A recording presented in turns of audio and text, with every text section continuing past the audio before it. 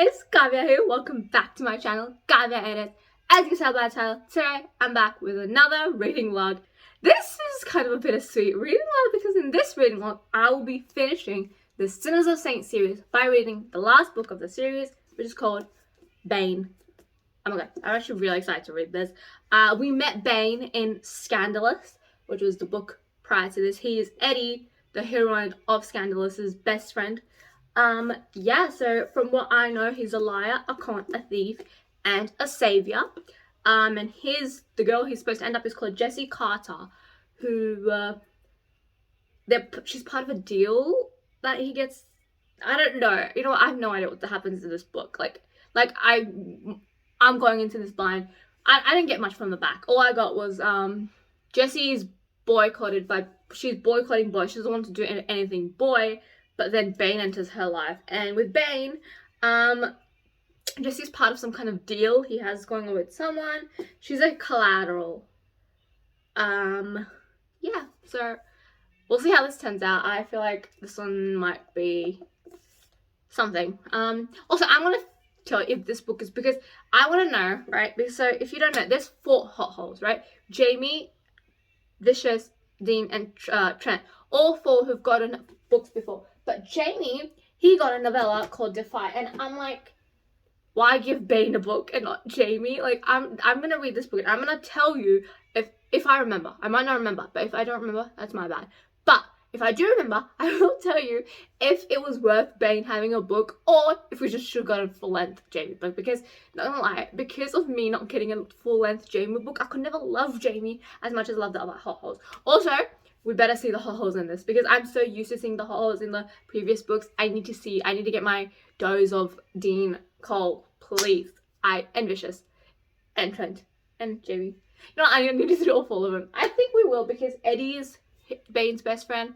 Eddie's dating Trent. Trent's part of the hot hole. So if we don't see all of them, we'll at least see Trent. Fingers crossed. Anyways, without further ado, let's get into the reading part. Guys, ignore the background noises. That's just, I'm in the kitchen, so shit's happening. Anyways, once again, we have a playlist, and once again, I don't know any of the songs. I really need to get into my playlist jam because I've only listened to the Defy playlist, and that's my least favorite book so far in the series. That's kind of upsetting. So I think I need to start getting into the jam again. First page, it goes, spoiler, the princess saves herself in this fairy tale. Yes, don't give me, well, okay, no. You know me, I'm a sucker for those damsel in distress moments. But you know what, here and there, I would, if it's done correctly, love me. Independent woman who doesn't need a man to save herself. So this, Jessie, if you're gonna be that for me and gonna change my mind in damsel in distress, I really appreciate it. Because I'm a sucker for damsel in distress trope. But you know what, I won't mind if this princess saves herself. Because you know what, I think in the last 4 books, the girls did need a man. But now I'm like, Jessie don't need a man. But it's Bane, so it's very conflicting here. Can I say how every book, I love these little notes in before the prologue. This is what I especially love. It goes, snowflakes teach us the lesson that if you live long enough, you'll eventually get soiled. But even your stains won't tarnish your beauty. Oh my god, am I gonna cry in this book? Is this about 2 damaged people? Fucking hell. Oh, I'm gonna cry on it. I can just protect myself. Am I gonna be a mess like I was in Ruckus? I hope not. I'm not ready for this. It's 8:30 p.m. I don't need this right now. I need happiness. This prologue? What the fuck? What? So, Bane was surfing with Eddie and Beck. Who's Beck, by the way? Did I meet Beck in Scandalous? Was I too much into Trent and Eddie to know who the fuck Beck is? Anyways, he's surfing with Eddie. Oh my god, my baby's here.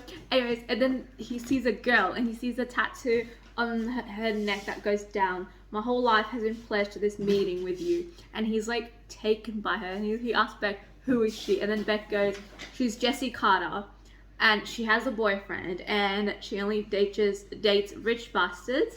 And she's the hottest masterpiece in town. And then Bane goes, Jessie Carter was going to be mine before she even knew me. Before I even knew her. Before her life turned upside down and her fate rewrote itself with her blood. So here was the truth that even my lying ass wouldn't admit later on in our story. I wanted her before. before she became business, before the truth caged her in, before the secrets gushed out. I never did get to surf that day. My surfboard broke. Should have known it was omen. My heart was gonna be next in line. For a small chick, she did one of a hell of a job obliterating it. Is she gonna break Bane's heart? I really love Bane. After what he did for Eddie, I don't want his heart to get broken, guys. Oh my god, this prologue is already getting me worried. I'm worried. I'm really worried. You guys, I think Jessie got raped by Emery, Henry, and Nolan. Emery, who according to Beck, is her fucking boyfriend. And this isn't a prologue. I hope I'm wrong, but I don't think I'm wrong.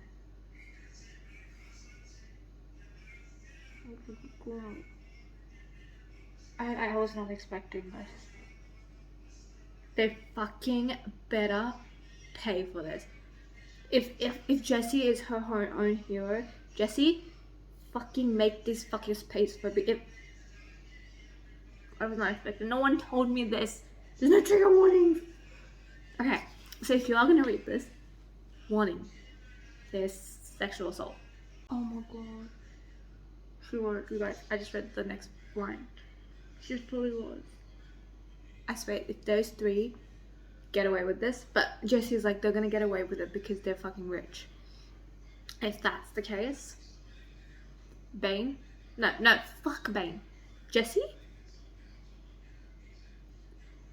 You need to do something. Please do not let them get away with this. I'm gonna throw a tantrum if they get away with this. I'm not having any of this. That's just a prologue, you guys. God, this prologue's making me want to cry. I knew it. Go on. The old Jessie would explain and bargain and argue. The old Jessie would try to save face. The old Jessie was dead. This new Jessie better fuck them up. I swear to God, if these three, there's a long way to go, okay? There's a long way to go, so I'm holding hope that if these three don't get fucking punished, if they don't fucking die, this book is getting a 1 star. No, fuck that. This book is getting a 0 star. It's not possible in Goodreads. I know that, but I just won't rate it. It's done. It's done.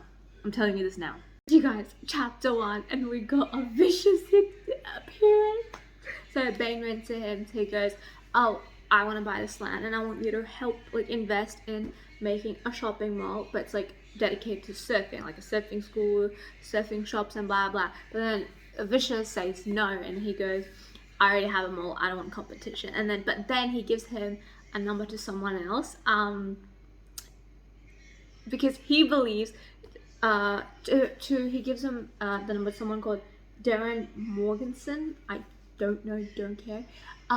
But because he believes that Bane is his successor.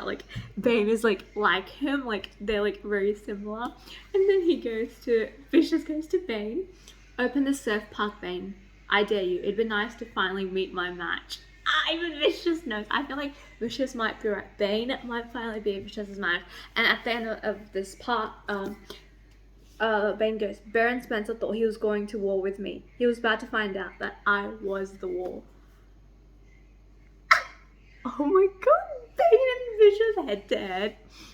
Oh my god, I don't know who to root for. Okay, right now I am rooting for Vicious. I mean, come on, I have to. Unless Bane somehow miraculously managed to replace Vicious in my heart. I doubt it. But if he does, good on him. If he can't, what can I do? Also, this Darren guy. First of all, you know how he, in the back it said, oh, she's part of a deal, or that Jessie's part of. I thought that Vicious and Bane made a deal that included Jessie. But no, apparently I feel like it's going to be Darren. Darren's going to make some kind of deal with Bane that's going to include Jessie. And I'm so excited to know what that deal is. Oh my god, this is going to be fun. It's fun. I'm so excited. Even though I should have known it's not Vicious because it said her oil tycoon stepdad. That's not Vicious, because Vicious is not an oil tycoon, he's not a stepdad either. But you know, I did ignore that part, but I was too excited to see Vicious. Anyways, I'm going to keep reading and see what this Darren, guys. I'm gonna like him, I'm gonna hate him. We're about to find out. You guys, am I missing something? Who's the Wallaces?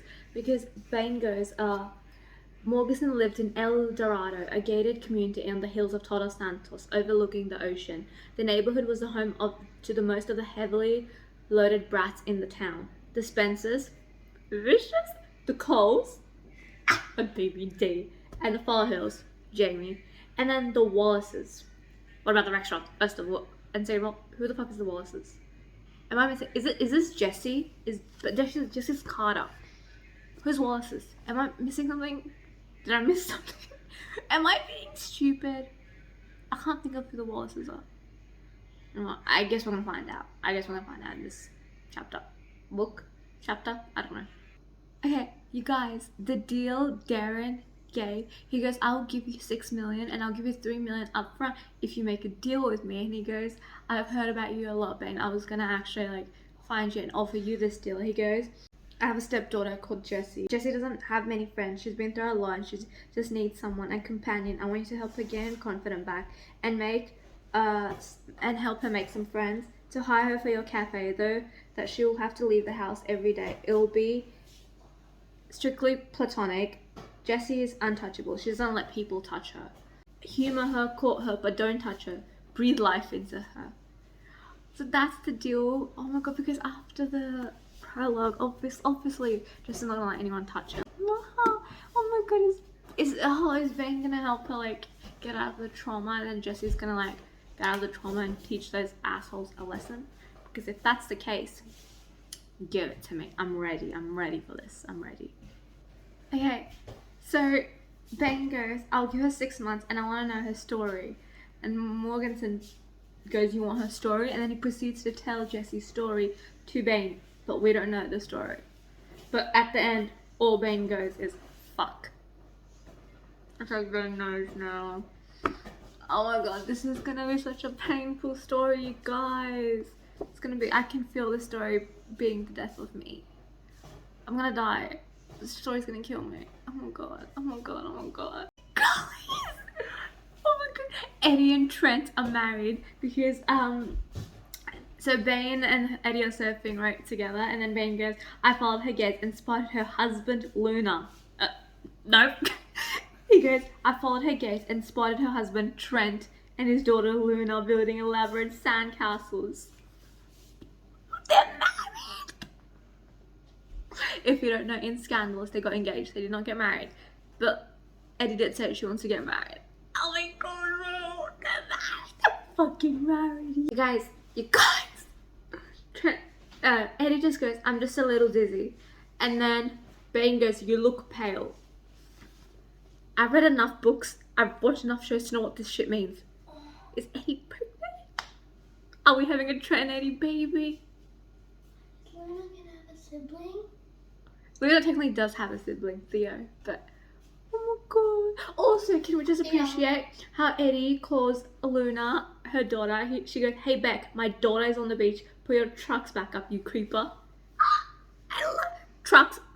I meant trunks, not trucks. Why I say trucks? But oh my god, she called him her daughter. My heart. I love it. Okay, so Jessie and Bane met again. Well, Bane recognized her as the girl he saw a long time ago at the beach, and he was taken by her. But then now he knows he can't touch her at all because she's part of the deal, and her father has included a clause in the deal that no touching, no sexual stuff. Right. Anyways, so Bane follows her and so he finds out her routine from her stepfather and finds out that she goes to her therapist every Thursday for an hour. He goes there, he sees her going, and then he deliberately punches her tire. He on purpose punches her tire so she can't go anywhere, and then he shows up like the hero and he goes, do you need help? Blah blah blah. And then Jessie's like, I don't want anything to do with you, la la la, blah blah blah. I'm already loving these two because even though Bane doesn't want anything to do with her and Jessie's very stay the fuck away from him, what do you want? And then she goes, what's in this for you, right? And then he goes, a cup of coffee black, none of that slow shit, though, even though he hates coffee. And then he gets his things out and blah, blah, blah. And then Jessie goes, how do you take your coffee again? He goes, surprise me. Surprise you, she asks. Bane goes, yeah, it's when you do something shocking and spontaneous, like, you know, smile. And then Jessie goes, who are you to judge me? Then Bane goes, I'm your new best friend. Now go. I love him. And I really believe that Bane is going to be the one to make Jessie smile. But one problem. There's another clause the stepfather added that Jessie can never ever find out about the deal. But I feel like she's going to find out about the deal and she's going to misunderstand Bane. And when she's fallen in love with him and he's in love with her. But I hope that does not happen. But I think she has to find out the deal because there's no way she's not going to find out about the deal. There's absolutely no way. Also, this is also an age gap, by the way. Like, but it's not as much as Trent and Eddie. Bane's 25 and Jessie's 19. It's not as bad as the 6 years apart. It's not as big or as Trent and Eddie's. Still an age gap, so that's fun and nice. Also, did I mention, who remembers Defy, the fighting club that Vicious, Jamie, Trent, and Dean started, more like Vicious started? Bane, because of Bane, the fighting club got banned. Because Bane just took it too far. And Vicious knows that. That's why I feel like Vicious like, this man, this kid, this 25-year-old, he's my successor. He's like me, and he's my real competition. I'm here for that shit. You guys, we have a nickname. Now I know why the stuff about snowflakes was said in the beginning, because Bane calls us Snowflake. Oh my god. My cold dead heart is beating for these two already, and I'm in love with these two. Oh. You guys, Jessie just slammed the door on Bane's foot. Because she see me and Bane trying to stop her, so he put his foot in between the car door, and she just slammed. I'm loving her. I'm loving her already. You guys, two of the guys, Nolan and Henry, who raped Jessie, just cornered her while she was running at 3 a.m. But she was running in her neighborhood at 3 a.m. and they just came out of nowhere and they cornered her. And they told her that her old boyfriend, Emery, who also was part of the whole thing, moved on, is with a girl. And then Jessie goes, I don't know which part felt worse, hearing Emery's name or knowing that he'd moved on without any consequences. That's what's angering me. Like, how the fuck, why does he get to move on while poor Jessie is still stuck in the past? Well, she did nothing wrong, and these fucking assholes were the ones in the wrong, and now they're cornering her. So I'm either hoping two things are gonna happen now. Jessie is gonna kick him in the balls and fucking murder them, because if this point, I condone murder in here because they fucking deserve it. Or Bane comes. But since this book says that this princess is gonna save herself, I'm hoping Jessie would save herself. But she, bless the girl, I also get why she might not save herself, because I get she's really traumatized and like the poor thing is so scared, and I get why she's scared. My heart, I feel so bad, but I feel rage. Like, I want these two guys plus the fucking ex-boyfriend to die, like come under a bus and fucking die. You guys, Jessie got pregnant after she was raped, but her mother forced her to have an abortion. See, this is what, oh my god, if these fuckers don't get what they deserve, this book is going in the trash. Just remember this book is going in the trash if these fuckers someone doesn't teach them a lesson. I don't care how, I don't care what, I don't care if you kill them. If you kill them, even better. Better for me, better for everyone. You guys.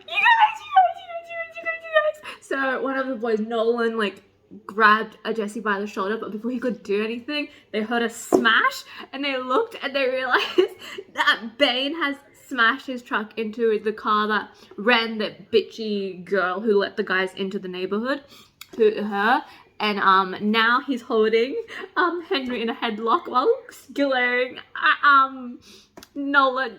Fuck yes, he's here. See, this is what, like, right now, because I feel like we're not even 100 pages in, so I get why Jessie was scared. So I'm like, okay, so this is why I was hoping Bane would come. But I think by the end of this book, I have full hopes that Jessie's gonna take a stand, and these three, I think it's three guys. There's Henry, Nolan, and Emery. That's how you pronounce the names. I don't give a shit. They don't even deserve to have the names pronounced right. Anyways, I feel like by the end of this book, Jessie's gonna take a stand. She's gonna teach those fuckers a lesson. I cannot wait for that. You guys, those fuckers, they are apparently under investigation in their college because they're on a 1-week suspension because apparently they assaulted another girl. But they only get a 1-week suspension. A second girl, and you're telling me they only get 1 week off college? Like, they don't go to jail? Also, Bane. Ah! Bane! So, he goes to Jessie. He goes, Jessie, what are we going to do with them, Jessie? But he goes, and then Jessie goes, I don't want them anywhere near me ever again. No talking, no touching, no breathing in my direction. And then Bane goes, you heard her. Consider this her official restraining order against you. And then Nolan goes, I'm sorry, but who the hell are you to tell us what to do? Bane walks over to him, holds him by the throat, and goes, if you get anywhere near her again, I will personally make sure it'll be the last time you step foot in this town. Your family will be driven out of here. Your college dream will be dead.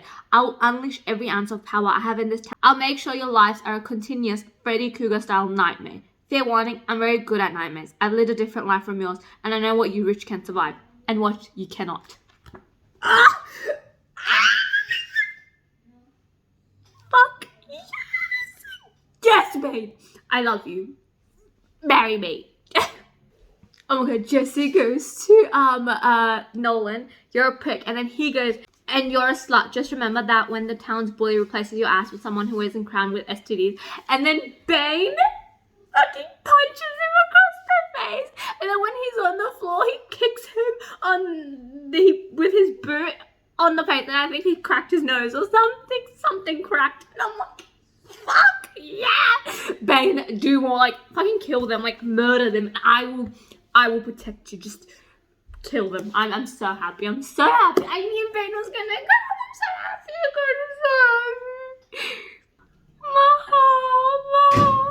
Bane goes, I don't think you understand, Snowflake. You don't have any say in this shit. I'm gonna help you whether you want my help or not, and I'm willing to punch every face in Todos Santos if it makes you feel safer, my own included. I don't want to fuck you, Jessie. I want to fucking save you. Prediction. I feel like Bane is gonna help Jessie gain the confidence that she's gonna need to save herself from her asshole of a mother. By the way, apparently after seeing that her daughter was like, who like does not help her daughter in any shape or form, and also those three guys. So okay, also prediction, we've seen Nolan and Henry, but we haven't seen Emery.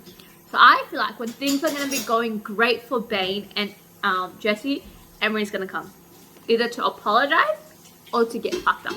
I hope it's the second, because if he comes to apologize, there's no apology in the world that can make up to what he did. So he better come to get fucked up. Oh my god, the way Bane describes Jessie, my heart. Here goes. She's a poet, an explorer, a romantic, a culture-loving, dragon-slaying princess. Ugh! Ugh! Ah!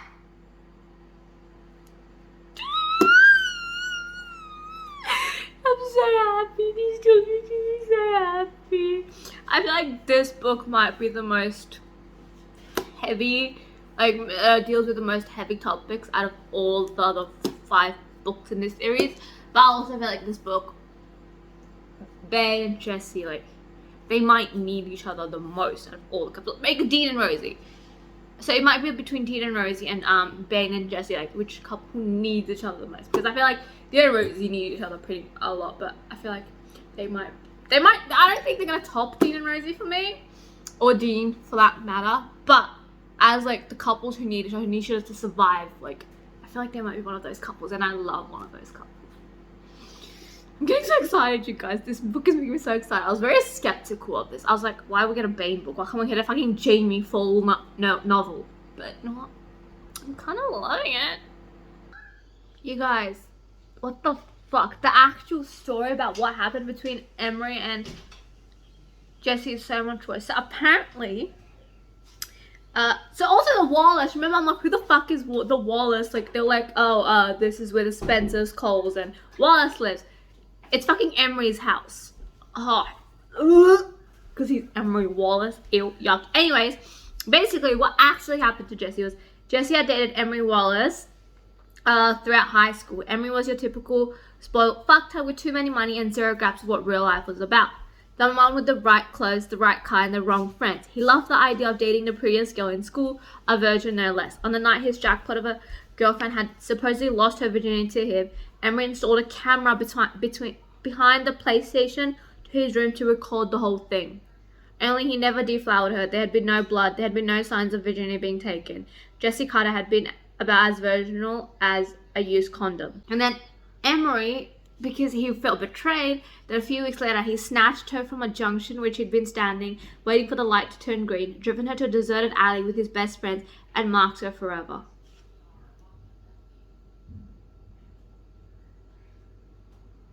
And then Jessie knew the kids at her school would have a fucking field day if the truth came out, so the family struck a deal. The boys were to stay away from Jessie and leave town to attend an out-of-state college, and she was never to speak about the incident, ever. And then Bane goes, the idea that someone on Jessie's side had agreed to that deal made me want to strangle the life out of both of them. Same. How could you agree to this? She's your fucking daughter. It blows my mind, like, parents like this fucking exist. What the fuck? What the actual fuck? Oh my god. So Jessie just smiled with Bane for the first time ever, and then Bane goes, holy fucking shit. Jessie Carter needed to smile for a goddamn living. She could very possibly bring out about world peace, and I wasn't entirely exaggerating. It was those dimples. They dented that smooth, pale face of hers like a patch of dirt in the snow. Ah! I cannot.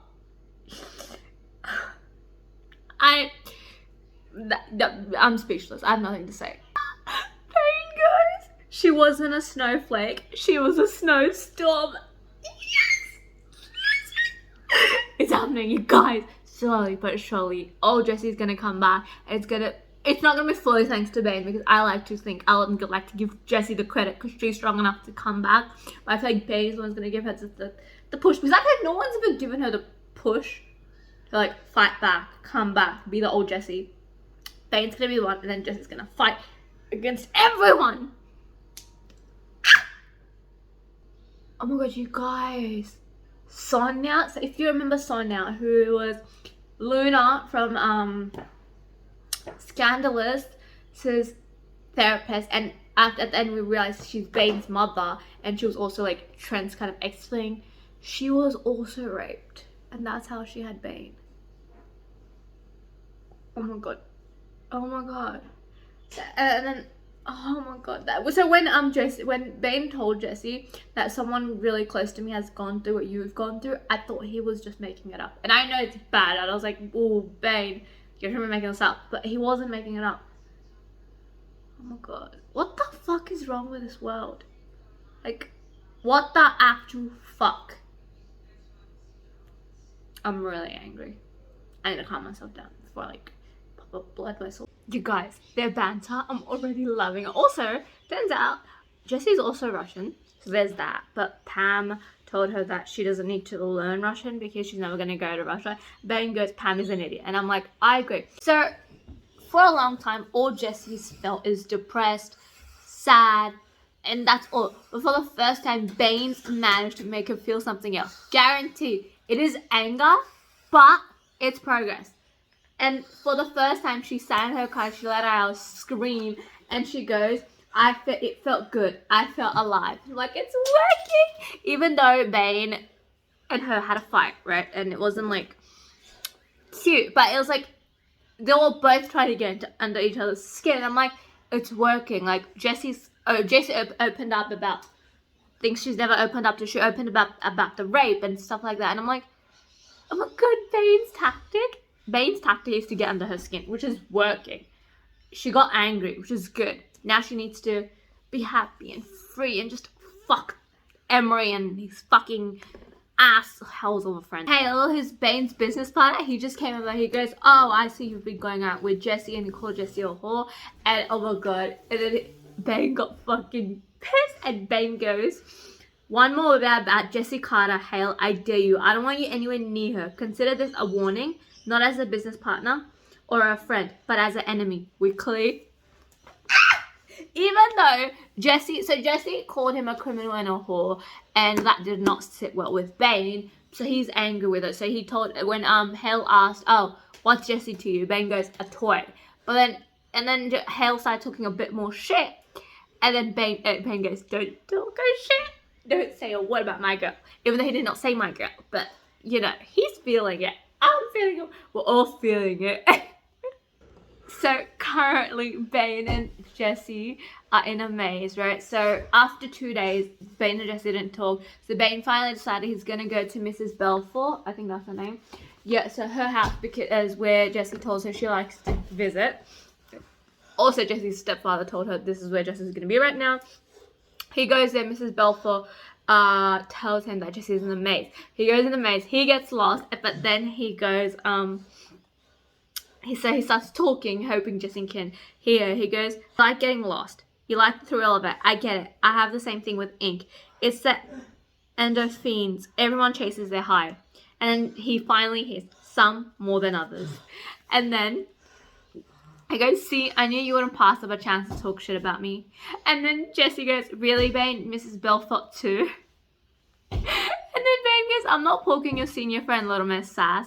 And then Jessie goes, why are you here? He goes, because of you. And then while doing this, Jessie is running, right? And Bane can hear her footsteps, so he's chasing after her. Like, he's trying to catch up to her. Jessie goes, when are you gonna get tired of chasing me around? Bane goes, never sounds like a good time to me. Bullshit, Jessie goes. Even my mom gave up on me, so the town's bad boy. Yeah, not holding my breath here. Bane goes, hold your fucking breath, Jessie. I'm not a stereotype or a title or the town's bully, and I'm gonna get you. Get me then. Give me a clue. And then she goes, the maze is the shape of a snowflake. I'm at the center.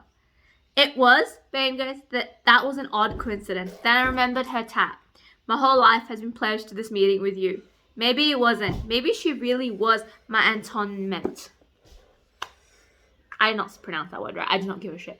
But you guys, I feel like the tattoo, originally Jessie did get for Emery, but he doesn't fucking deserve it. But I feel like the tattoo that Jessie has, it's for these two. It's their destiny. This scene just made me so happy. Like, it made me so happy.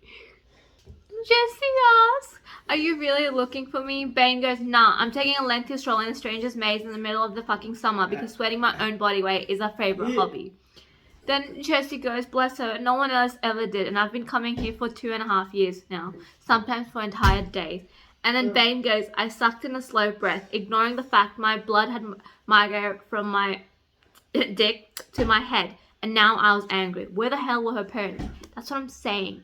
Where the fuck is her parent? Like, okay, we've seen her stepdad. He's trying to get her out of the house. But I don't even know if it's because he loves her or because he's just tired of her. Where's the mother, by the way? We've not even seen the mother. We've not even met the mother. We just heard shit about her. Anyways, then Bane goes, I'm getting closer. How do you know, Jessie asks. I can smell you. How do I smell? In his head, he goes, like dessert. But then he says out loud, green apples and the first rain after a dry spell.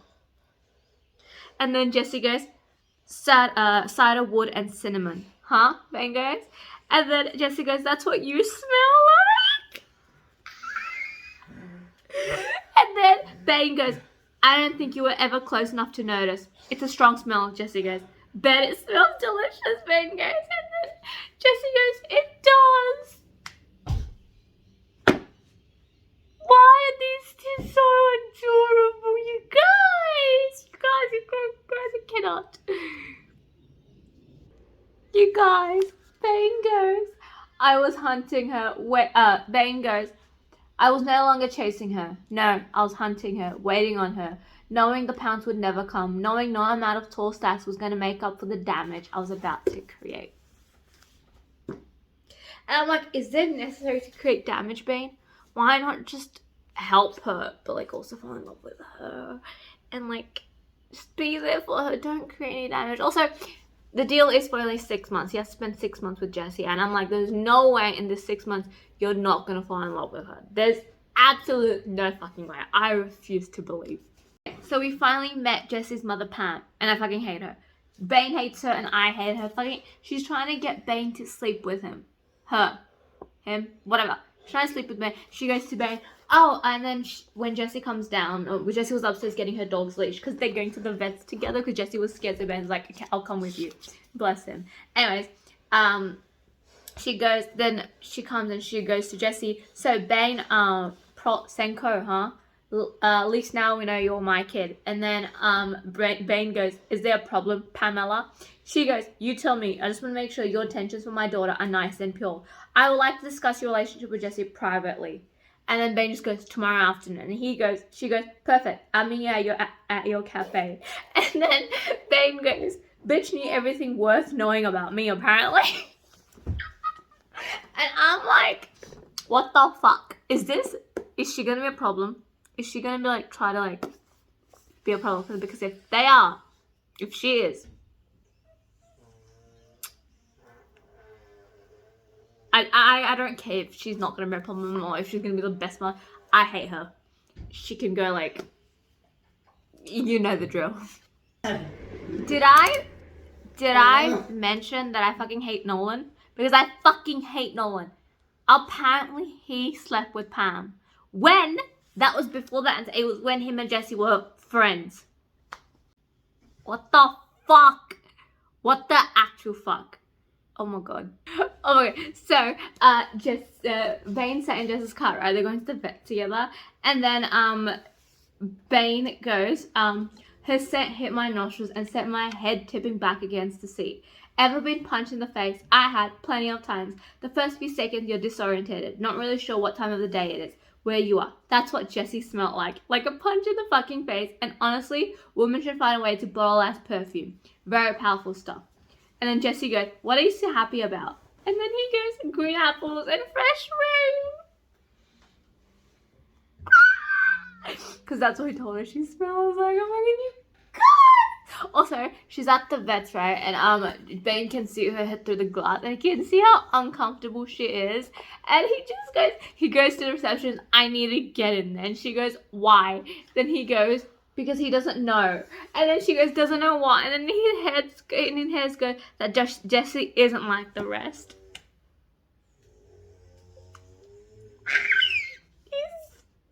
I love him so much, I do. So after Bane helped Jessie at the vets, right? Jessie gave him a kiss on the cheek. And Bane would never admit this out loud, but he is feeling her. Also, poor Shadow, this his dog, he might be sick. Because they found a lump near his throat, so he might be sick. And Jessie goes, he can't lose him because he's like the only friend she has. My heart is. And then Bane's still trying to convince her to work as a barista, right? He goes, don't work for the money, work for the sweat, work for the power, work to feel needed, independent, and goddamn fucking productive. Work to show the motherfuckers who did what they did to you that you're strong. Yes! Come on, Jessie, you know you want to. You know you want to. And also, just so Jessie can work as a barista, Bane is ready to fire whoever he needs to fire. He doesn't need a barista, he just wants Jessie to work. And that's part of the whole fucking deal with Darren. I don't give a shit. I like to think that this is because Bane wants Jessie to be near him. Bane told Jesse to make a smoothie, right, to prove, like, so he can hire her. So then Jesse makes a smoothie, and you know what she puts? She puts banana, strawberries, vanilla yogurt, coconut water, spinach, kale, avocado, cream cheese, ginger, and tofu all into the smoothie. And she goes to Bane, "You have to promise me you'll drink it." Also, can we just appreciate Bane always protecting Jesse? He goes, I noticed that I was blocking people from Jesse. It had become second nature to me at this point. See a person that's not me, put myself between him, her, and Snowflake. Make sure he/she doesn't get anywhere near her until we are out of the room.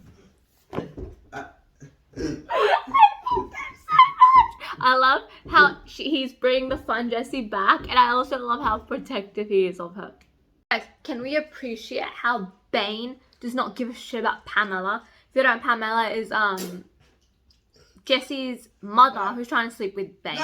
So she, remember, I don't know if I said this, but she told Bane that she's going to meet him at his cafe to discuss his intention with her daughter. Jessie was there, so Jessie goes to spy on them because she knows what her mother's like, and she's worried she's going to ruin what her and Bane have, like their friendship, and like he's the first friend she made, and after, because Pamela also slept with Nolan, which we're not going to talk about because fuck Nolan, fuck Pamela. But so Jessie starts stalking, and she heard. So Pamela goes, sharing is caring. And then Bane goes, spare me the bullshit, Pamela. You're one of the most capitalist people I've ever met. You wouldn't share a pile of shit if you thought someone else truly needed it. And then she goes, you don't have to be harsh. And he goes, you don't have to be so desperate. And then after Pamela leaves, Jessie was hiding behind the wall. She thought Bane didn't know she was hiding, but Bane knew. So Bane, without turning to her, goes, next time you miss me, just give me a call. Although stalking is definitely a preferred method if your goal is to stroke my ego.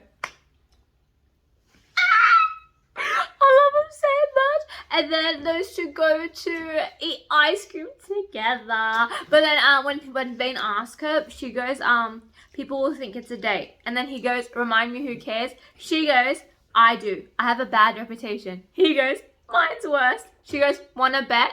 And then Bane goes, already told you. I heard all the rumors about you, Jessie. Fuck 'em to death. Fuck this town, its perfect judgmental residents, and every idiot who looks at us funny.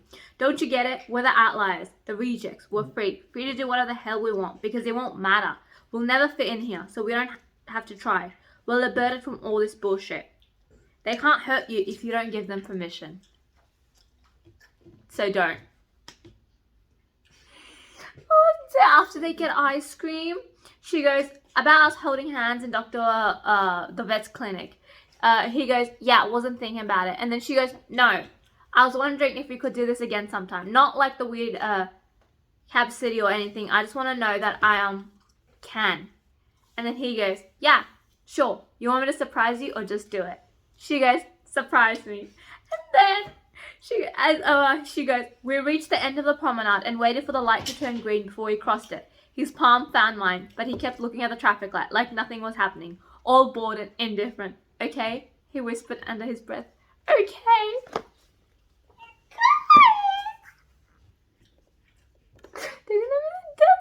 That's so adorable. I actually love him so much. But they also, fuck Pamela. Fucking hate her. I feel like she's gonna create trouble. I can just feel it. Because I've got like more than half the book left. There's no way these two are gonna be happy before a problem.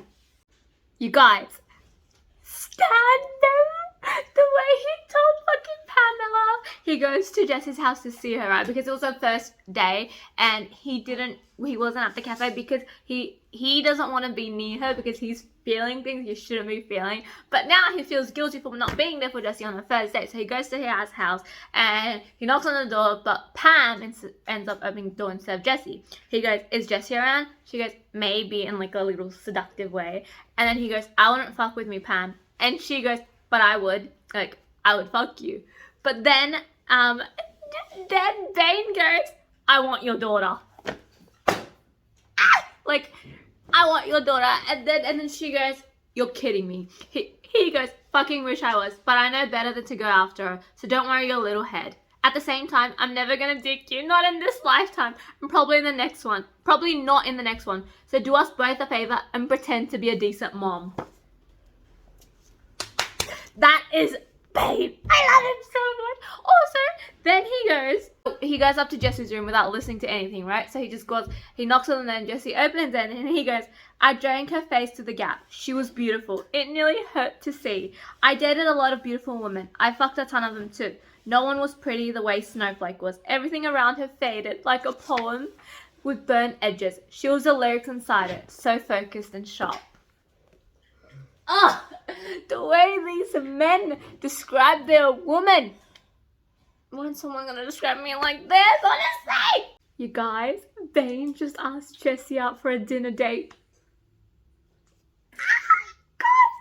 Oh my god, what's happening? I'm so scared. I'm so scared. Something's gonna fuck these two beautiful babies up. You guys, after asking Jesse on a date, Bane goes, you need to say no. I'm a bastard. And then in his mind, he goes, kick me out of here before I'll be the one who won't be able to let you go. But he doesn't say that out loud. But then Jesse, instead of saying no, ends up saying yes. And then he goes, no, Snowflake, you don't understand. I'm literally a bastard.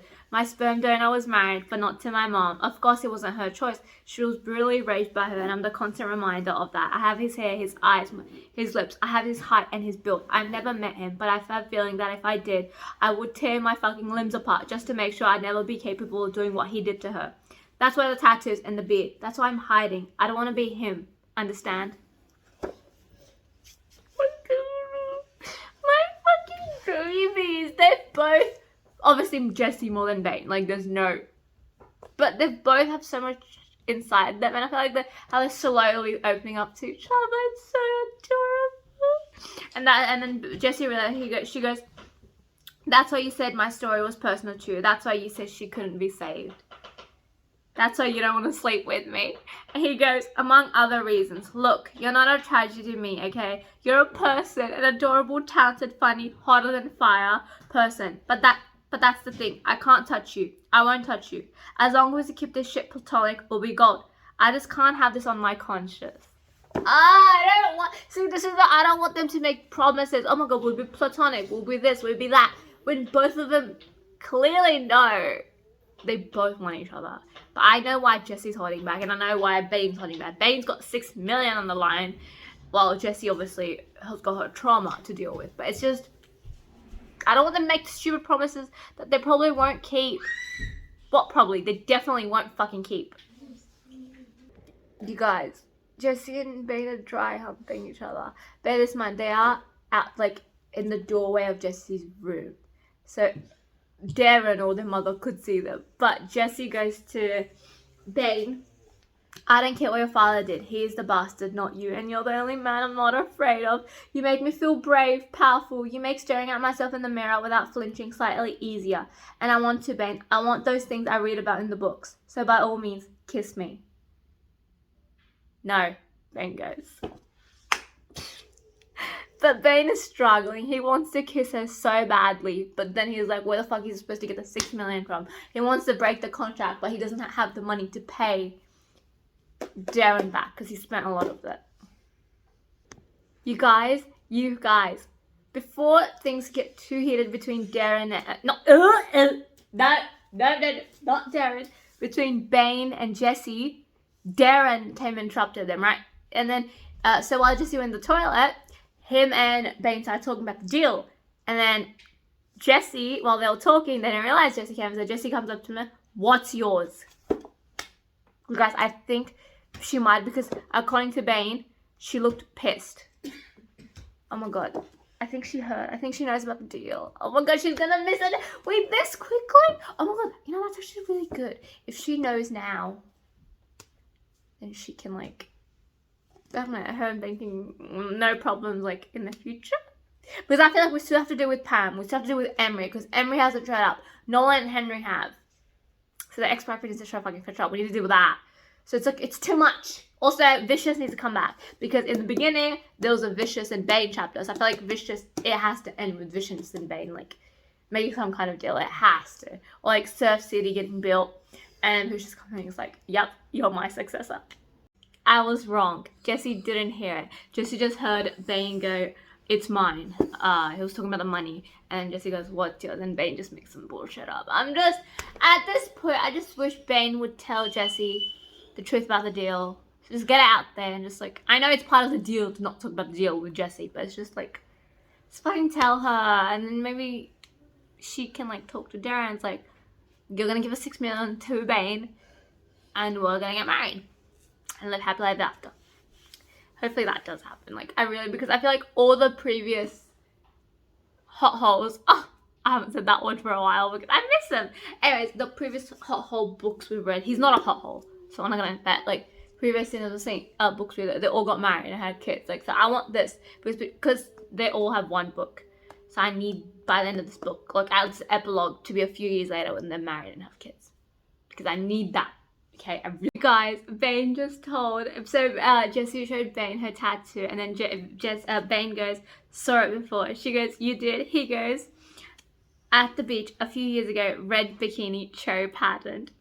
Jessie goes, I remember that day. What surprised me was that he remembered me.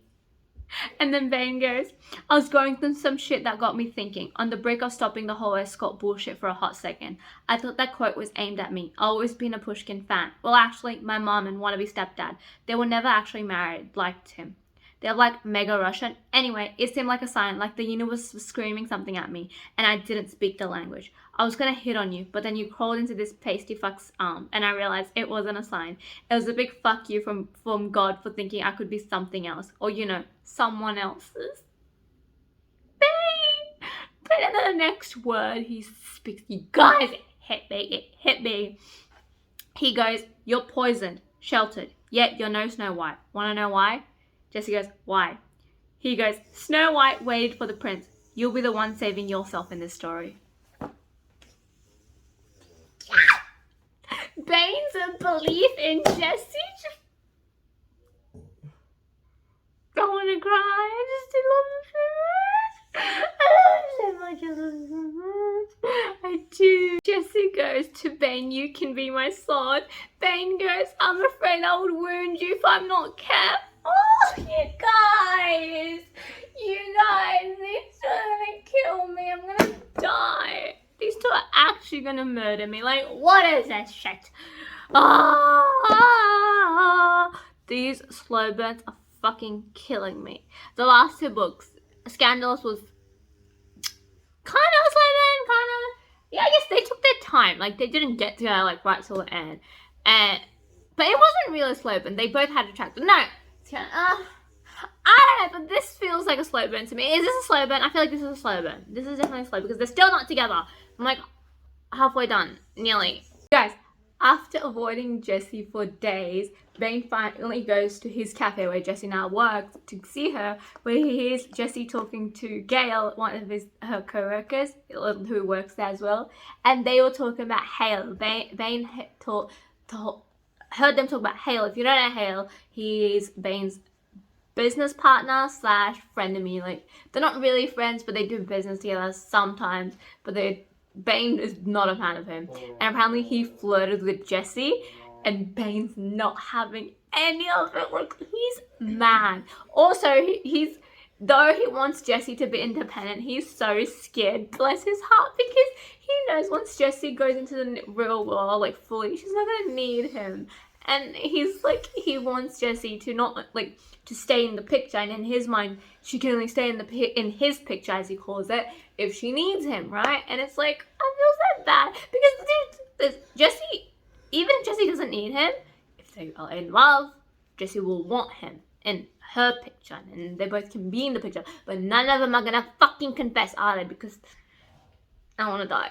You guys, Jessie just showed Bane her stomach where the word slut was carved in with a knife. The guys didn't, it's all scarred. And oh my god, Bane got so angry. He goes, I'm gonna fucking kill those bastards. And those, I'm sorry, they cannot get away with this. That if they act, I swear to whoever's listening, if those fuckers get away with this, I'm done.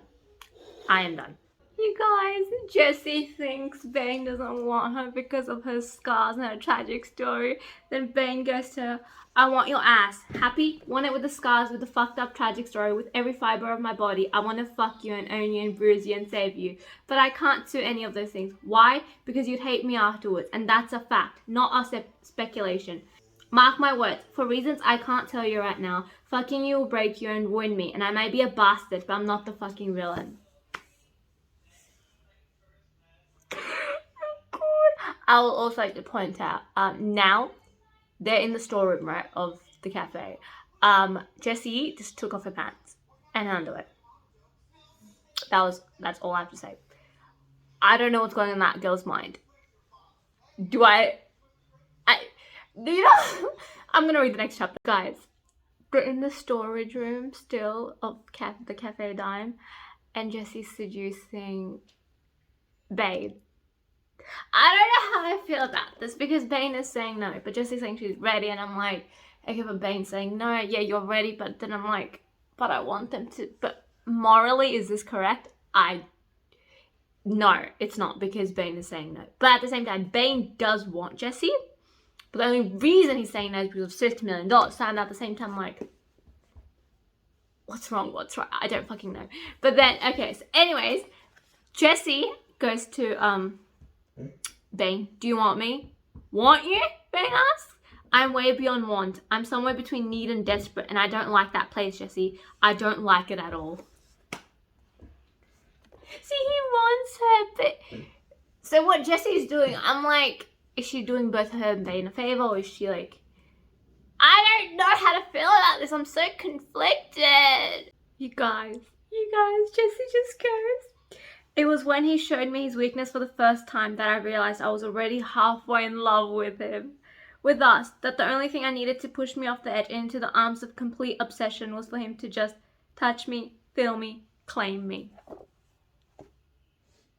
You guys, Jessie's in love, halfway in love. What if she's fully, we know she's fully in love with Bane, but she has not even the deal between Darren and Bane.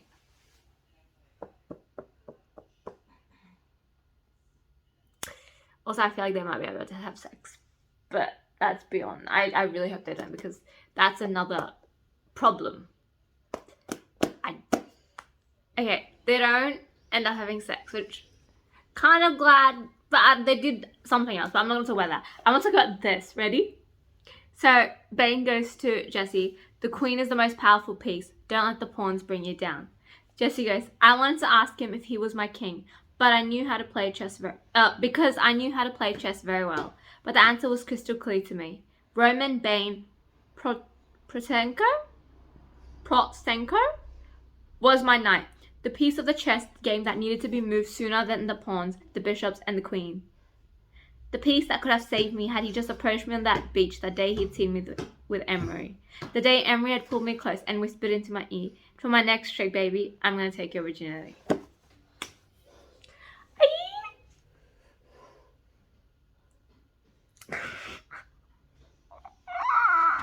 These two are gonna kill me, or I'm gonna die. These two are gonna kill me. You guys, why the hell is Bane so cute?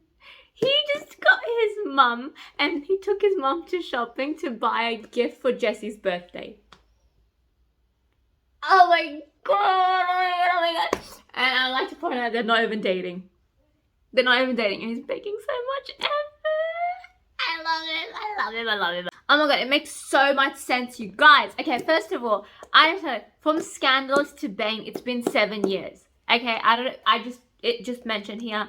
And because I remember in Scandalous, Eddie just turned 18, right? And her and Bane went to high school together. But now in this, Bane's 25. So in my mind, I never did the maths, but like, of course it's been 7 years. Also, Eddie's actually pregnant. 7 years later. So, okay. Oh my god, my babies. Oh my god, there's gonna be another hot hole. Yes! I'm so happy. Mama. You guys. Bane just cornered a Hale. He goes, and then he goes, so did you text her? And then Hale pretends to be like, Hale knows who he's talking about. Hale just wants to get on Bane's nerves. He goes, who? And after much, finally Bane goes, Jesse Carter, did you text her? He goes, I have. And Bane's getting angry by the second. And he goes, Hale goes, I asked if she wanted to grab a coffee. Not at coffee later. Not at Cafe Dime. Obviously, somewhere cool. And then Bane asks, did she answer? Not yet. Hale goes, and Bane goes, she won't. Delete her number from your contacts and never talk to her again. I love me some jealousy. Jealousy in books, chef's kiss. Anyways, Bane laughs. No, Hale laughs. He goes, what? Bane goes, did I fucking stutter? Then Hale goes, says who? Bane goes, says me. And you are? Hale asks. And then Bane goes, are you having an amnesia episode? I'm your fucking boss. Hale goes, what I mean is, what are you to her? What gives you the right to warn me of? Are you her boyfriend, brother, daddy? And then Bane goes, she's mine.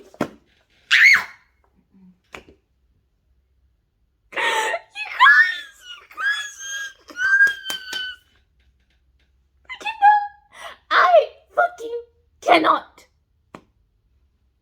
My heart, she pleases. I'm so happy. Like, my cold dead heart is very happy. Bane goes to Eddie. He goes, Hale should stay away from Jesse if he wants to keep his dick intact. Actually, feel free to pass this message on to the rest of the male population in this town. I found that really hard to read. But jealous, possessive,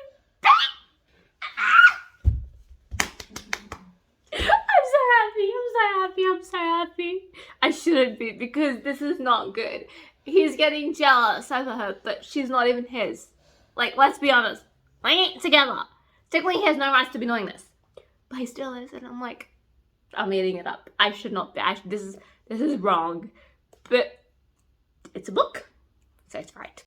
Bane had told Jesse that he has a beard and like his long hair to hide his face, who looks exactly like his father, who obviously we know raped his brother, and that's how Bane happened. And then Jesse told him, you're not the bastard who raped your mom. So, and then she told him to shave your beard and cut your hair.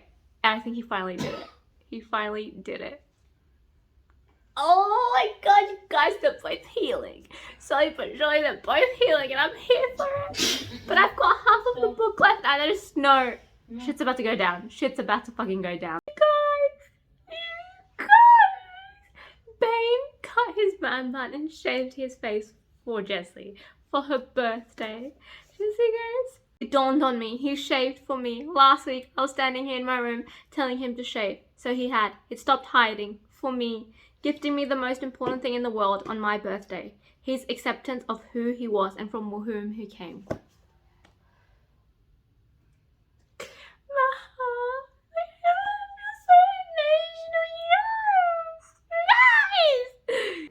you guys, Bane is so sweet. So he got Jessie 2 more things for her birthday.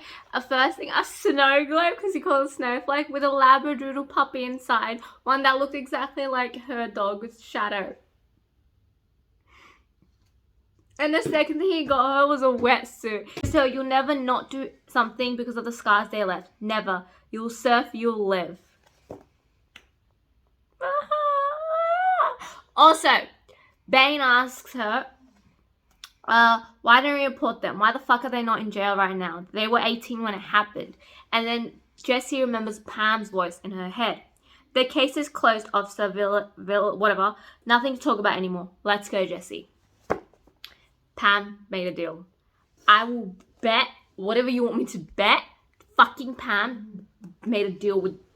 I think it was Pam who made a deal. I think, yeah, the deal was like, the kids don't come near Jessie. And Jessie won't go near them, and that's the deal, and they didn't get to prison. Fuck them. Fuck Pam. I'm so mad. Bane goes, so Jessie goes to Bane, I'll kill you, because he points, she goes, you have no space for taxes, and he points to say, he goes, I do now, but she goes, I'll kill you. He goes, trust me, baby, you're already halfway there. She goes, what does that mean? He goes, it means I can't stay away from you. And at this point, I know I fucking should. Ah! Jesse, Carter, and Bane. What the fuck is your last name? Can't pronounce it. I'm dead. This is not me. I am officially dead. How many times have I said this in all the videos? I don't know. Do I fucking care? No. These books are gonna kill me. You guys. So, the whole reason Emery, Nolan, and whatever the guy he's not relevant, raped Jessie was because they thought she was a virgin, but turns out she was not. But in Jessie's mind, she was a virgin because she doesn't remember getting her virginity taken. Now she's getting flashbacks of someone raping her, and I think it's her dad who's dead. And I think because it was so traumatic for her, she wiped the whole, she refused to remember, and now she's slowly remembering. And because she's healing from it, I think she's healing from the previous abuse, and this is coming out. This girl has gone through so much. I really hope it's not her dad, because she fucking loves her dad. I hope... Oh my god, what if it's Darren? Maybe... No, but that will make no sense. I swear to god. If it's her dad... Fuck Pam. Fuck the dad. I hope everyone dies. I hope the dad is in hell if it's the dad. Because what the fuck? What the actual fuck? You guys, Mrs. Belfort, who's Jesse's old friend. She's very old and she's got Alzheimer's. She doesn't, but she remember a lot. But she remembered Bane, right? And she goes to Jesse, whoever that boy was, that boy cares for you. Be smart and care for him back. No one should live a lonely life. Also, I think she might be about to die, because she goes to Jesse, call my kids, I need to say my goodbyes to them, but they won't believe me. They think I'm being too over dramatic. And what the fuck, you know what, I'm not gonna say anything. My heart, I don't want Jesse to lose someone else. I feel like Shad also might have something, because they found a lump, but the vets aren't fucking answering. What kind of vet does this? And now Belfort, and we're just gonna be left with this Bane, who is only with, well, he's not, their relationship started on a lie, so just reminding people that if you forgot. You guys, Jesse goes, every time I saw his face, it felt like someone punched my heart from the inside. I wondered if it was a normal reaction when you love someone before realizing that. Yes, I was in love with Roman, Bane, Prosenko, all of him, the thief, the con, the whore. He was cracking my heart with every touch, shattering it with every smile, and it didn't make any sense, because how could he break something that was already broken? Still, I felt his presence in my bones. You guys! His newly shaven face, so promising, so misleading. His mouth was wide, sexy, and pouty. I wished it was hidden by the beard so I could think straight again. You guys! The fat Jesse fucking finally realized! I had a feeling ever since Jesse was saying I'm halfway in love with Bane, I feel like she was the one who was gonna realize that she's in love with Bane. Now it's Bane's turn. Oh, but Bane, don't confess until you deal with the fucking $6 million you took from her stepfather.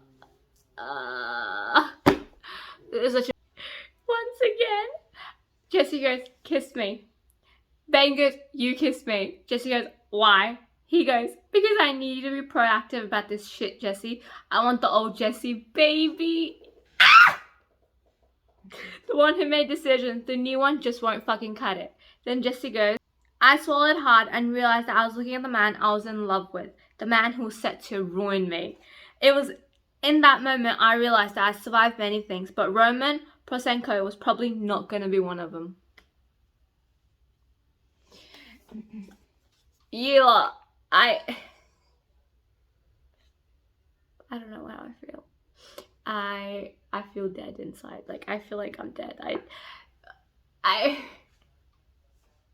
But happy dead. I'm not dead because they're pissing me off. I'm just dead because they're making me so happy. But at the same time, they are pissing me off. Well, Bane's pissing me off because, like, why does Jesse still not know the truth? Like, hello? The truth better not come out in the end. I need some angst. Let's be honest, there hasn't been much angst between these two, and I need some angst. You guys, Jesse and Bane just had the first kiss, and oh boy, is it. I'm feeling quite hot because it was a steamy kiss. Ah!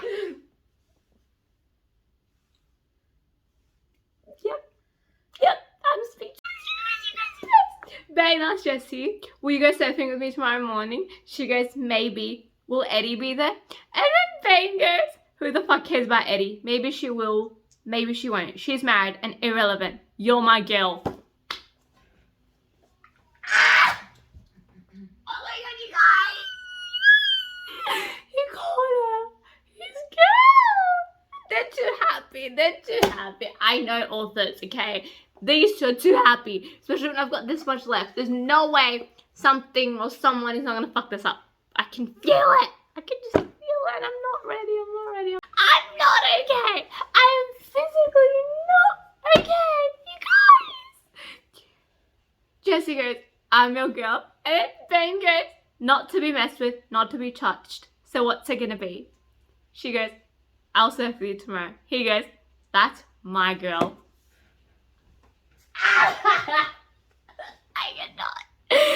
I cannot. You guys, something's ruining this. I'm trying not to get too happy, but I can't help it. They're so precious, dude. They're actually so precious. You guys, Bane goes, realizing what needed to be done to save both of us. Giving up my dream. He's gonna give up Surf City for Jessie.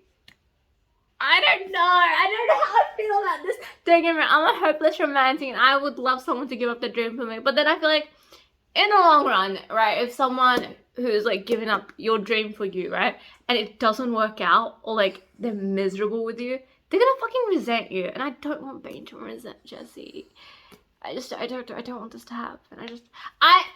I feel like by the end of this book, Jessie's culprits are gonna be punished and Bane is gonna get his Surf City. I fucking hope so because these two things need to happen. Otherwise, I'm gonna throw a fit. Like, I'm actually gonna like have a tantrum. Like, it's not even fun. Guys. So, Bane and Jessie on the call, right? And then Bane goes to hang up, but she goes, wait, I can't fall asleep. That's why I jog at night. I always have nightmares. He goes, try. Promise I won't hang up until he or Ghost snores. Okay, so then Jessie falls asleep, and the next morning she wakes up and hears the call is still on and hears good morning snoring pants. Guys, it's the little things. He stayed on the call the whole night. It's the fucking little things. And when Bane's around, Jessie doesn't have nightmares. My heart, my fucking heart. You guys, Jessie opened up to Bane. She goes, before I had an abortion, like Pam forced me to abort my baby.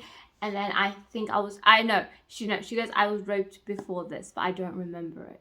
And then she also told Bane that the fact that Darren and Pam don't believe she was raped. They just think it's an orgy gone wrong. What the fuck? Like, what the actual fuck? And Darren, like, claims to care for Jessie, but, like, I don't see it. I just don't see it. You guys. Jessie and Bane, 210 pages in, finally did it.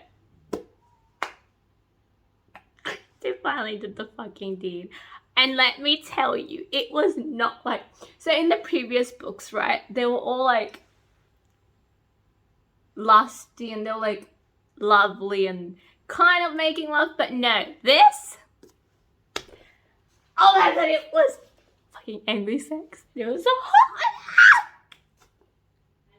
I did not expect. The 1 second she was opening up and then she tried to run away from Bane and Bane caught her, and this time he did not let her fucking go. You guys, they made it official. Bane and Jessie are officially officially girlfriend and boyfriend. But I would like to point out, though Jesse opened up to Bane, Bane has still not told Jesse the truth about why he was interested in the first place. Fuck now. It's gonna come bite him in the back. It's gonna come bite him in the back, and I'm just waiting for it to happen because it's in whatever that word is. I can't speak. I know I can say that word, but I just can't say it tonight because it is 9 o'clock where my brain starts to shut down.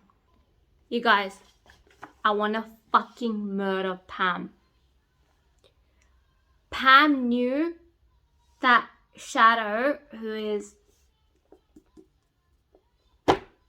I'm so fucking annoyed. Shadow, who is Jesse's dog, had cancer, but she didn't tell Jesse.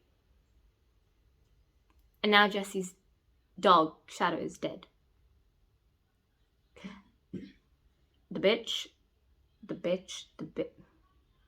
Fucking bitch. You guys. Bane? Chapter 18, the first line from Bane. He goes, I love you, but you chose the wrong fucking time to call. He just said he loves Jesse. Oh my god, you guys. 220 pages in, and Bane has finally realized he's in love with Jesse. He goes, shit, I love Jesse Carter. Was in love with Jesse Carter. Yes. You guys, fucking Darren. Fuck Darren. So Bane went to his office to tell him he doesn't want to be part of the contract anymore, right? He doesn't want to betray Jesse, blah, blah, blah. And then Darren shows him a clause that, according to the clause, in the case of termination or breach of the contract of any reason whatsoever by Roman Prosenko, and with respect to the time, effort, and resources of Darren Morganson, the entrepreneur, which is Bane, shall compensate the investor, which is Darren, with 1.5 million USD. This whole thing, Darren, I don't like Bane. Why would you not read the whole fucking contract? Why would you sign this? That's so stupid. So stupid on his part. It's so stupid. Oh my god, you guys. Oh my god, you guys. Bane asks Darren, what's your fucking angle? He goes, you don't go through all this trouble for nothing. What's your end game, Morganson? And don't fuck with me. And then Darren goes, fair enough. Seeing as you are indebted to me a sum of money you can never pay, $2.5 million, I believe, and your relationship with Jesse is pretty much over. I guess I can tell you, it was about Adam. If you don't know who Adam was Sonia, who is Bane's mother's boyfriend, and he was the one boyfriend who Bane actually looked up to, who was a father figure to him. Then he goes, Adam was my angle. See, I knew you wouldn't be able to keep your hands off Jesse, and I never liked you, Bane. Even before I knew you, I hated you. I hated you because I hated him. And then Bane goes, what business did you have with fucking Adam? Darren laughs and he goes, Adam was Jesse's dad. Oh my fucking god. And then Bane goes, everything made sense now. Pam and Adam had never been married. Therefore, Jesse was a Carter, not an Amonoski, whatever the father's last name is. And then he goes, Adam had cheated on Pam with my mother, tearing Jesse's family apart. Guys! What the fuck? Oh my god, Jesse's gonna be so mad. Oh my god, she's gonna be so mad. Okay, so I was worried. Okay, so you know how in the beginning of the book, it was Vicious who kind of told Bane to go to Darren. Now I was worried that Vicious was part of this whole plan that Darren had against Bane, but thank the Lord that's not the case, because Bane just asked him, was Vicious part of this plan? And then he just goes, Darren goes, I met Baron at the country club a few months ago. Knew you were gonna ask him if he wanted in on the deal because you look up to him. Everyone in this ranted town knows that you're the next heir. You're the next heir of the line for the title of king. Yes. Yes. So I casually mentioned that I was looking to invest in local business. He didn't know my plan of you. For you, he simply took the bait. Now, Bane and Vicious, two of the most smartest people. You two couldn't have just figured this out. What the fuck? What the actual fuck? Darren just goes, you're gonna walk out of my office and end it with Jessie. Tell her you don't want a relationship and that she can keep the job at Cafe Dime. Erase her contact from her phone. Ignore her text. Leave her alone. Do all this and consider us square. Disobey and you're in trouble. Millions of problems to be exact. Fuck you, Darren. I hope Jessie finds out. Jessie, oh my god, and Bane needs to tell Jessie about this because Jessie needs to know what kind of shit person is a fucking stepmom. I hate this. I hate him so much. Like, I did not think I could hate Darren. By the way, his lisp, it was all fake. He doesn't even have a fucking lisp. I want to kill him. Oh my god, I love Bane so much. Bane goes, I think you don't take one thing into consideration, Morganson. I grew up here. I know this place. I am the place. You may have the money, but not the respect, or the friends, or the connections. You have zero power over me. If you think I will cower and bow down to you, get lawyered up right now.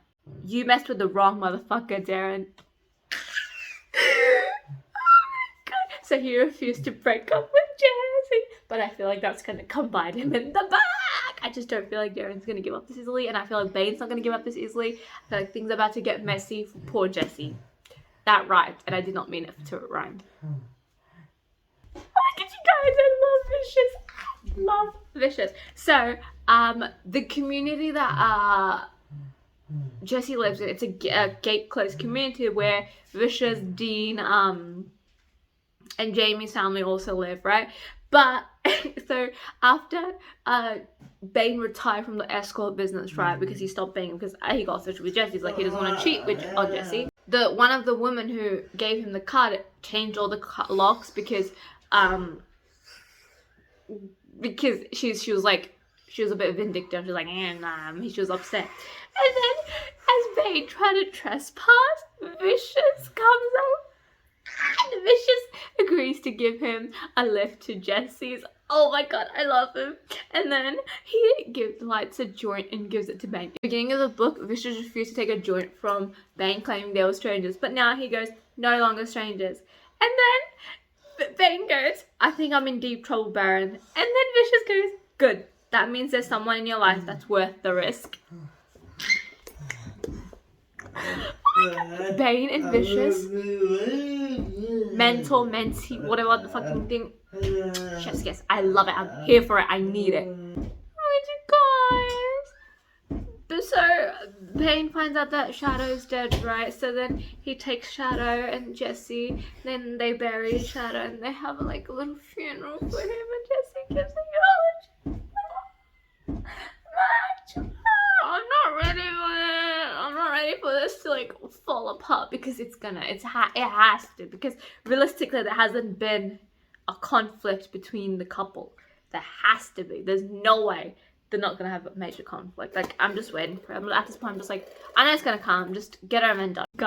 You guys, Jessie just said, I love you, Roman Bane Prosenko, not because you take away my loneliness, but because you give me strength. But this mind, Bane has not said it back. And I don't think he'll say it until he comes clean. Because that's the good thing to do. Because if he actually says, I love you, before coming clean, I'm gonna throw hands. Because that ain't right. Okay, that just ain't right. You guys, I fucking hate Darren. It's him. First of all, not Baron. That's Vicious. That's wrong character. Baron would never ever do that.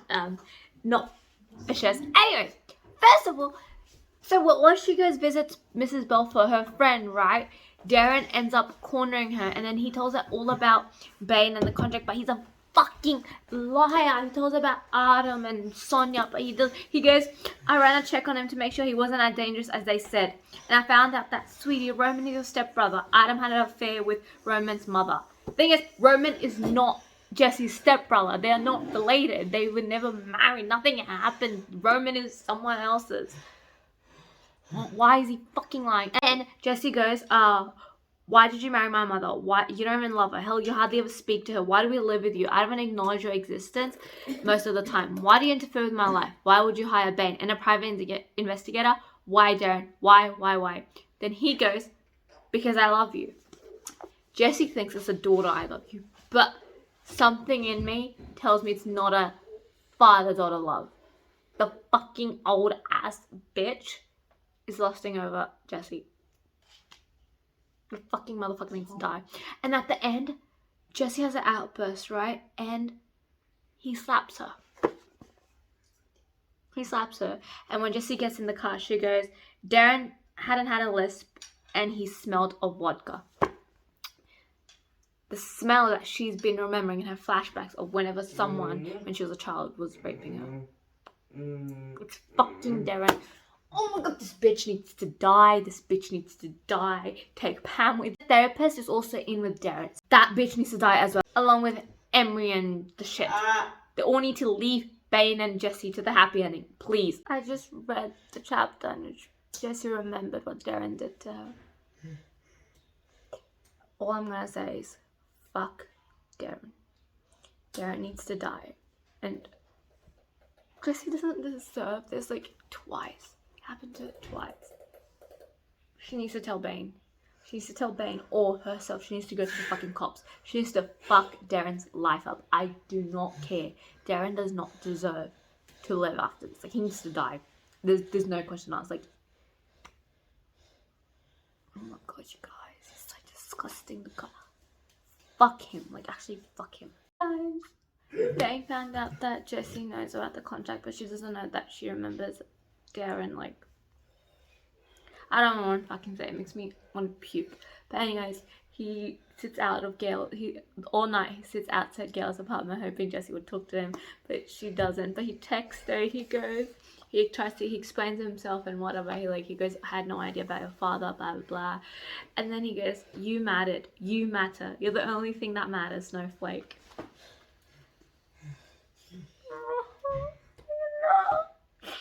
I knew this was coming. This is too much on Jesse. Like, even though he had good intentions, Bane did betray her. So did Darren. So did fucking Pam and the guys. Oh my god. You guys, somehow Bane and Jesse end up in the alleyway that Jesse was raped by Emery and the guys. Bane goes to Jesse. I love you, Jesse. I fell in love with your soul before I ever knew who you were, with that pushkin tattoo and that definite stare, and the way you carried yourself like a disobedient goddess who didn't belong here with all the snotty mortals of the beach. Even as I stand here now, I continue falling because you're a part of the only fucking person who resembled a father figure to me. And also, a part of the reason I quit doing the toxic shit that reminded me who I was made of. You have all my good parts wrapped together in a Satan bow, Snowflake, and I can't lose you, because if I lose you, I stay with all the bad parts. All the bad parts. I stay alone. You love me? Jesse goes. Bane goes, wholly, truly, madly. And then she goes, it doesn't matter if you love me or not. For the sake of argument, I believe you. You explained everything in the text messages. I know you're indebted to Darren now. Know that you got into a lot of trouble trying to save us, and there's one tiny part of me that's actually impressed with how you handled all this. I mean, at least you didn't take without asking or carve me like a Halloween pumpkin, right? In my book, it counts for something because it doesn't matter, you see, because I'm done. I need space. I need to find me, and I need to do this alone. My life is such a mess that even if I wanted to forgive you, I couldn't, Bane. Not the way you need to be forgiven for us to be together. Consider this my official resignation from my job and from you. Dad was right about one thing, Roman. This princess saves herself in this fairy tale. Oh my god. Okay. So, there's two things. I'm not so mad about this. I'm emotional. I feel bad for Bane, but I'm like, go Jesse. I feel like she needs this. I feel like a bit of space from Bane won't hurt. Like, it's not like they're just both gonna not fall for each other. They're still in love. But I feel like Jessie, there's a lot of chapters in her life Jessie needs to close before she can move on with Bane. And I think this is gonna be a good thing. I feel like this is gonna be a good thing for both of them. And I'm really hoping, like, no one screws this up for them. I really hope no one screws this up. Because I know things are already screwed up, but, like, I really hope Jessie's gonna get... I really think Jessie's gonna get her life together now. This is about to happen, you guys. It's about to fucking happen. The princess is about to save herself, and I'm here for it. You guys, Darren just killed himself.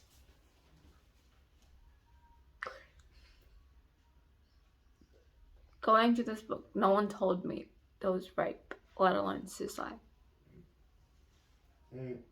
They're like a part of me. Okay, see, me and Jessie are on the same boat. Jessie goes like, she's supposed to feel sad, but she doesn't. She feels relieved. And I'm like, same. Though, did I want him to get punished by the law and like by Jessie? Fuck yeah. But am I upset that he's dead? No. Asshole deserved it. This might become more good. I'm being mean, but no. After what he did, no. He can go fuck himself. That's what he can do. And he's dead now, but I don't want to say rest in peace. I don't want him to rest in peace. I hope he rests in hell because, guys, Emery, Nolan, Henry are coming back, and Bane just found out from Officer Diaz, who always helps Bane get away with this shit. He just found out that Darren's dead, and the boys who raped Jessie are coming back to Todos Santos. And Bane, he's out for blood. You guys, okay, hear him out. Though I want Bane to like teach him a lesson, I also want Jessie to teach him, because Jessie went to her old school, right? And she took photos and evidence of things that proved that she was like wrong. Like there was Jessie Carter was a slut, was carved under a table. There was like this underwear that someone buried, like that was her underwear that Emery took. Yeah, so there's a lot of things, and they're like a mirror that someone tried to punch her, but she missed, and the mirror cracked. So she took a lot of pictures, evidence about the harassment she had to go through. So I'm like, I feel like both Jessie and Bane are not gonna let these boys live, and I'm fucking here for it, because all three of them need to go die with Darren. Thank you very much. You guys, Gail, who is Jessie's friend, like, and who's works for Bane, like in Bane's cafe, that's how her and Jessie became friends, and who Jessie's currently living with, had told Gail everything about what Darren did to him and the boys, right?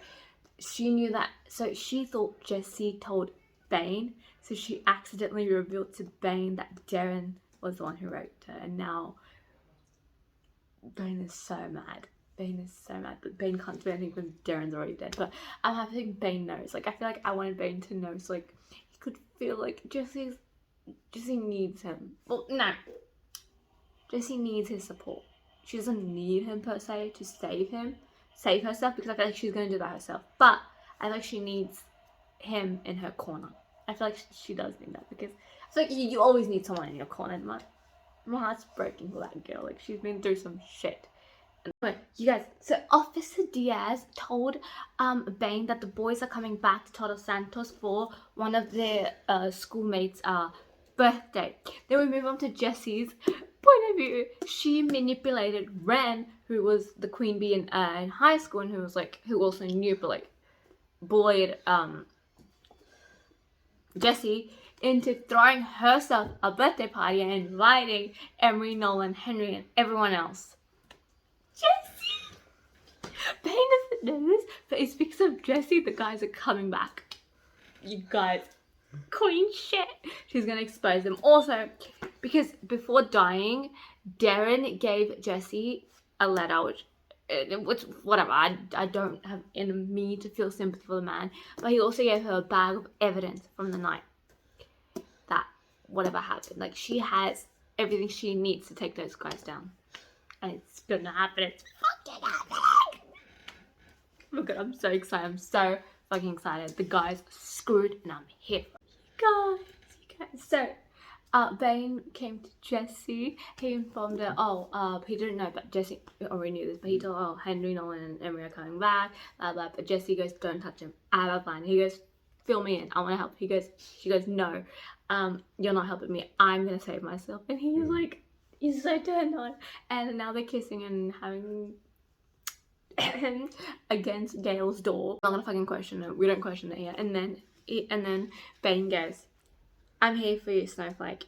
I'll be sitting on the sidelines cheering for you because you're the strongest girl I know. But I'll also be there if you need me. Needing someone shouldn't make you any less strong, Jessie. It'll just make you human.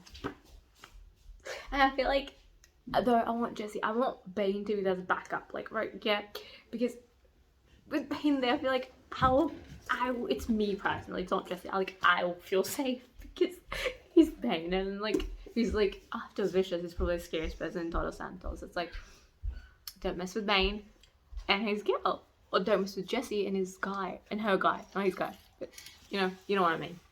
you guys, things are like wrapping up. Like I've got this much stuff, I'm not ready. Ignore the microwaves. Anyways, Jessie ended up going to the police station and she realized the officer who was in charge of a case 2 years ago, she knew Jessie would come back because she knew what Jessie said was a lie. And also Hannah, Jessie's house carer, whatever that is, I don't know, and Mrs. Belfort had both come forward 2 years ago to talk in Jessie's support, right? But Jessie had no idea. So now Jessie gave all the evidence to the police and told them that Emery, Nolan, and Henry are currently in Total Santos. Also, she goes to the party. She goes because she knows, not for the guys, but she goes there for Bane because she knows Bane is gonna be there. And she finds his truck and they rekindle. Bane goes to her. It's not about you. I know you don't need backup. I came here because I was worried and I wanted to put my mind at ease. I love how Bane knows that Jessie does not need him, but it's nice to have him in her corner, you know? And then Bane goes, and then they're like doing the devil's tango in Bane's trunk. Like you do, you know, when you reconcile. Anyways, Bane goes, where have you been, Snowflake? When I was lost, when I was a monster, when nothing made sense, where have you been all my life? She goes, I was right here, waiting for you.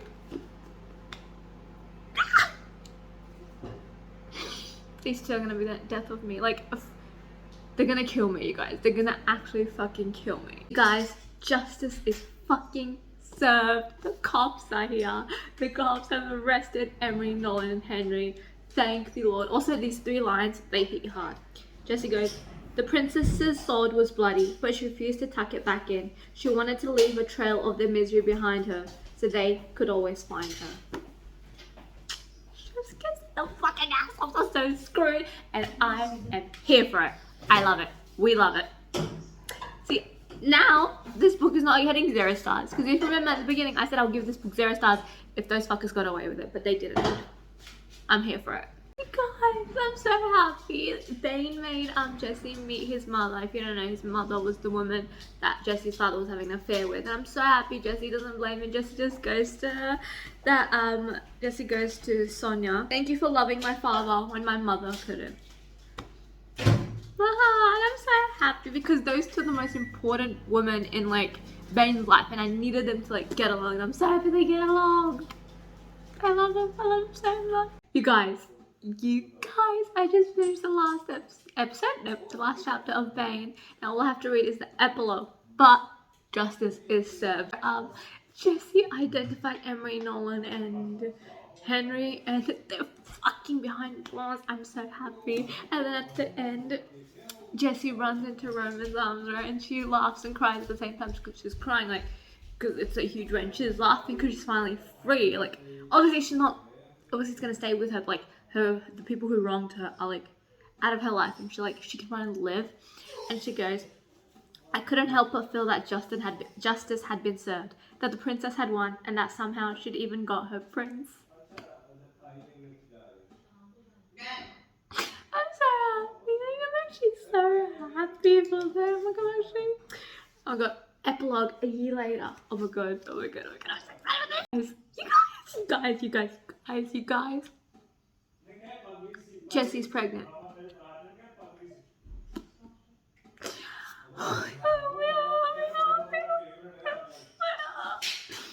She's finally getting the happy ending that she deserves, and I'm so happy for her. You guys, remember Hale, the guy who Bane was jealous of, his partner who like he doesn't really like. He has a thing with Bane's mother, and he's gonna propose for marriage.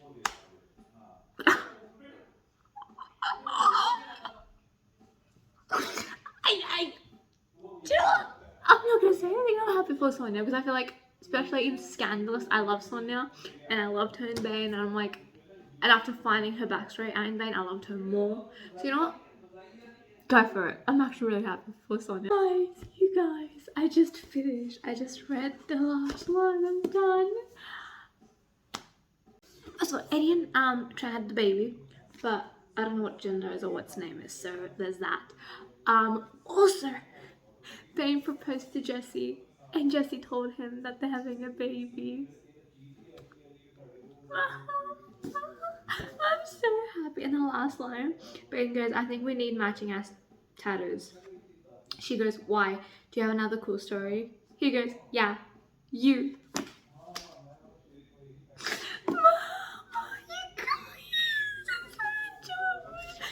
I'm done. Oh my god, you guys, I'm done with this series. I'm finished with the Sinners of Saints series. What the fuck do I do now? I'm gonna die, oh my god. I'm gonna gather my thoughts about this. I'm gonna see what I wanna rate it. I'm not sure yet. I don't know if it's a 5-star. I'm gonna be honest. It's between 4.5, 4 or 5. So it's like those three stars. I'm gonna gather my thoughts, I'm gonna write my notes down, and then I will see you guys in a bit for my final thoughts / review of Bane. I'm emotional. Okay, so I'm back for my review / final thoughts of Bane by LJ Shen. Okay, so I did end up giving this book 5 out of 5 stars. I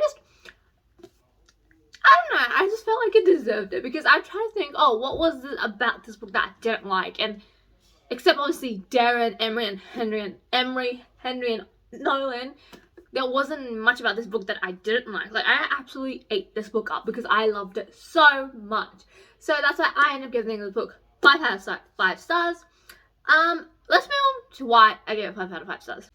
First of all, this book was bloody incredible, and I should not be surprised because each book in this series has been incredible, and this book was no less. Like, it was amazing. I lived for Bane and Jessie.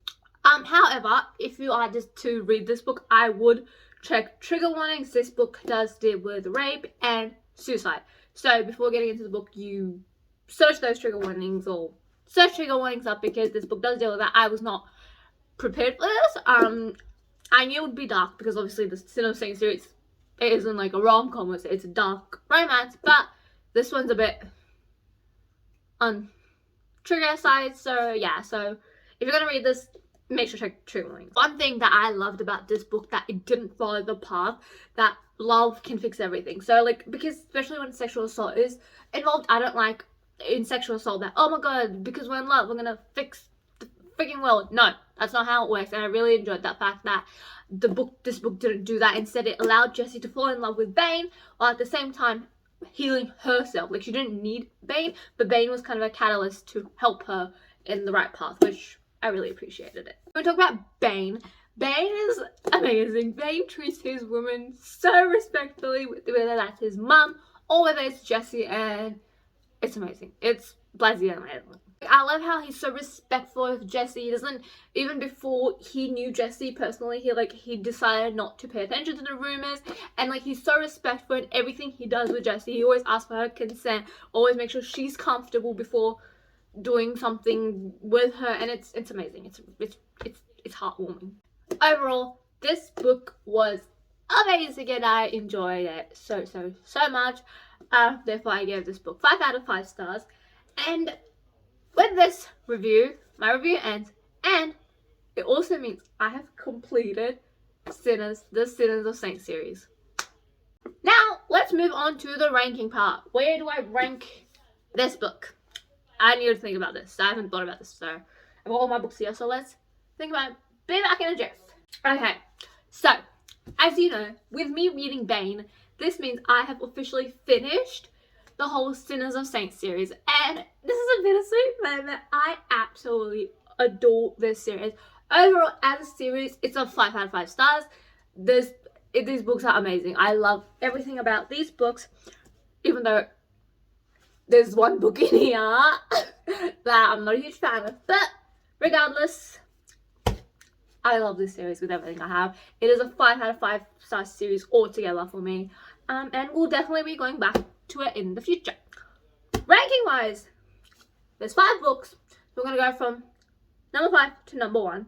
On number 5, no one should be surprised when Defy. You know how I feel about this. There's a whole vlog about this. I've talked about this book in Vicious, Ruckus, and Scandalous, probably. So yeah, I don't have much to say about this book. It's it's really short. It's a novella. It has a trope that I'm not a huge fan of. That's why it's number 5. Okay, so on number 4 we have Bane. Yes, ladies and gentlemen, Bane is number 4. I love this book with everything I had. I love Bane and Jesse. But looking at the other 3 books, I'm like, do I love Bane and Jesse more than I love the others? One thing I did not like about this book is that we didn't get to see the other hot holes. So, and I did not like that. We saw Vicious though, so that was amazing. But other than that, we did not get to see the other hot holes, so that was very upsetting. But Bane and Jesse are number 4. Number 3, we have Scandalous, Trent and Eddie. Yeah, that's all I have to say. I love Trent and Eddie, and I feel like, yeah, I definitely did enjoy them more than Bane and Jesse, but that's not saying I don't love Bane and Jesse, but still. The next 2 should be to nobody's surprise. On number 2, we have Vicious, and on number 1, we have Ruckus. These 2 have been clashing since forever. Like, these 2 have been my number 1s for a while. These 2, by far, my 2 favorite of the series, but Ruckus, Dina and Rosie just have that oomph I need for it to be number 1. This is my final ranking of the Sinners of Saints series. We've got Ruckus, Vicious, Scandalous, Bane, and Defy. And this marks the end of this journey that I started with you, of me reading the Sinners of Saints series by L.J. Shen. Holy shit, what a journey it was. Oh my god, thank you for everyone who stuck by me and watched all my videos. They're pretty long, I know. I don't really give a shit. Anyways, I think the next book that I'm going to jump into is going to be a standalone, because I read 3 series back to back. We started Addicted / Calloway Sisters, Off Campus / Briar U, and now Sinners of Saint. I know there's a spin-off series, it's called All Saints High, and I want to get into it, but I think I need a break from series. I think I'm gonna go read some standalones and also obviously vlog them. Hello, obviously. And yeah, and just take a little break from series because I've been reading a lot of series. So yeah. If you did not know, I have done reading vlogs for the other Sinners of Saint books for Defy, Vicious, Ruckus, and Scandalous. They should be up on my channel in the info card or in the description down below for you to check out if you were curious about what I thought about the other books. If you'd like to get in contact with me so we can talk all about books, my Bookstagram is down below. Well, all my socials are down below, but I am really active on Bookstagram. Anyways, hope you guys enjoyed this video. If you did, don't forget to like and comment down below what were your thoughts on Bane and Jesse and the Sinners of Saint series in general. Did you enjoy it as much as I did? What rating did you give the series? Because I get it 5 out of 5 stars. This series was chef kiss and I loved every single moment of this. Don't forget to subscribe to my channel and hit the notification bell so you are notified every time I upload a video. Hope you guys enjoyed this video. I'll see you guys next time. Bye guys!